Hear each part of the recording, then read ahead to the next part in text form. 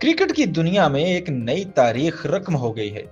جنوبی افریقہ کے نوجوان سپنر نکابو یومیزی پیٹر نے وہ کارنامہ انجام دیا جو اس سے پہلے کوئی بالر نہیں کر سکا۔ صرف 23 سالہ leg spinner Peter one day international cricket کی تاریخ میں ایک ہی میچ میں 3 کاٹ اینڈ بولڈ کرنے والے پہلے کھلاڑی بن گئے ہیں۔ یہ شاندار کارکردگی انہوں نے پاکستان کے خلاف دوسرے ون ڈے میں دکھائی، جہاں انہوں نے حسین طلعت، محمد نواز اور شاہین آفریدی کو اپنے ہی ہاتھوں سے کیچ آؤٹ کر دیا۔ پیٹر نے مجموعی طور پر 8 اوورز میں 55 رنز کے عوض 3 وکٹیں حاصل کی۔